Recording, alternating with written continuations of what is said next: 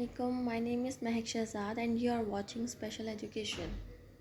Today I am going to discuss the topic formal and informal assessment of a special child. First of all, we should know that for a psychological assessment, we have to consider a number of things, and these things include clinical interviews, histories of the client, observations, standardized psychological tests, etc. etc. So basically, psychological assessment is carried out in two ways: informal assessment and formal assessment. Let's talk about informal assessment. Informal assessments are spontaneous form of assessment that can easily incorporated in the session activities and measure the student's performance and progress. So basically, it is a type of assessment that takes place during the session. It means that all the activities that we observe during a session is informal assessment. Basically, it is like an unstructured type of interview because all the observations that we make during the session are random. And after, so let's take an example. If we want to measure performance and progress of a student through observation, then we can say that it is an informal type of assessment. But if we take a proper test of a child, then it will be considered formal assessment. Informal assessment is based on content and performance. Informal observation is made by two ways: behavioral observation and clinical observation. Let's talk about behavioral observation. Behavioral observation, from the name we come to know that it is related about the observation of behavior.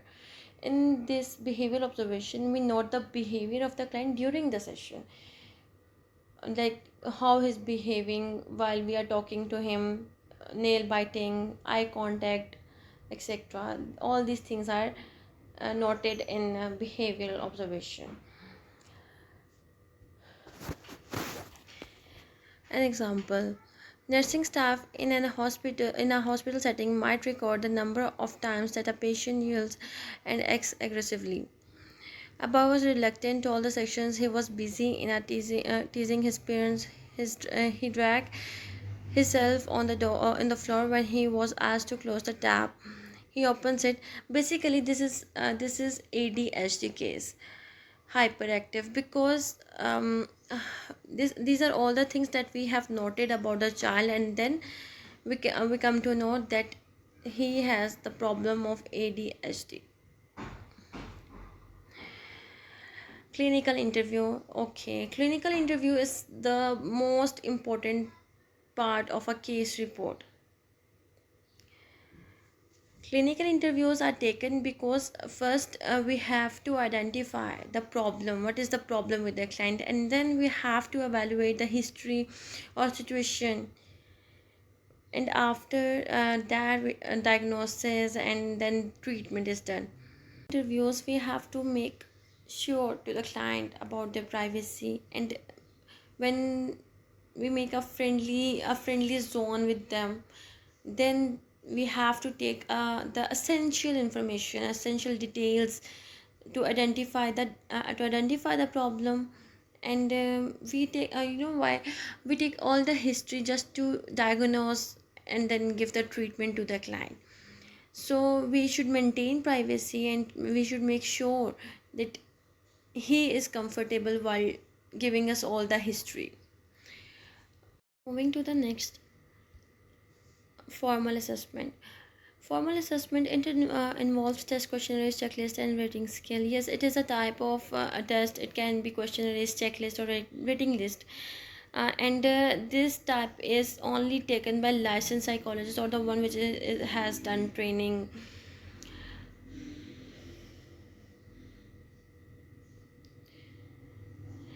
Okay, formal assessment is done when we note that there is a problem. There is a problem. We observe change in the behavior, but there is no physical existence of that problem. Then we do formal assessments.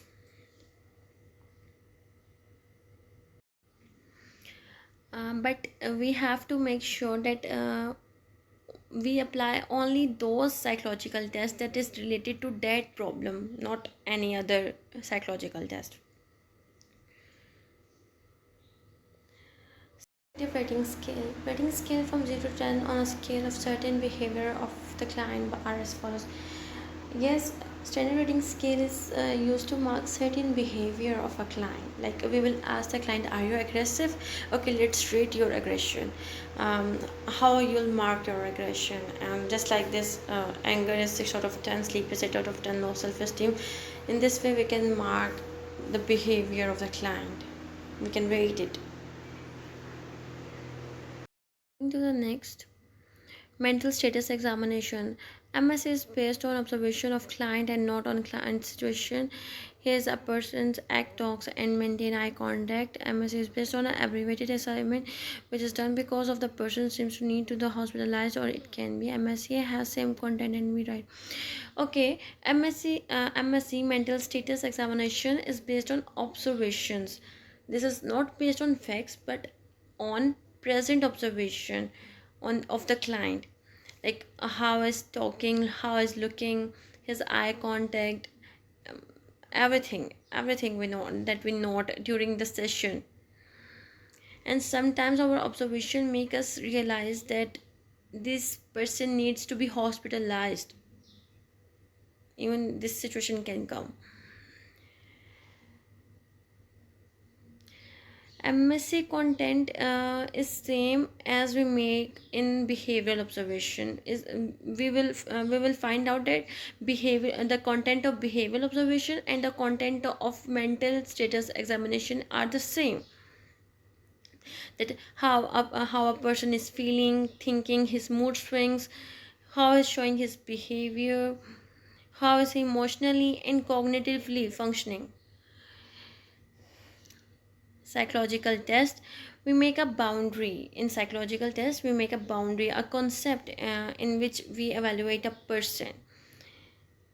For example, a person with low self-esteem and a person who is always sad, we will say that he is a depressed person. Okay, so some of the psychological tests are here, like personality test, depression test, anxiety intelligence test, attitude test, and we have to apply the test according to the situation.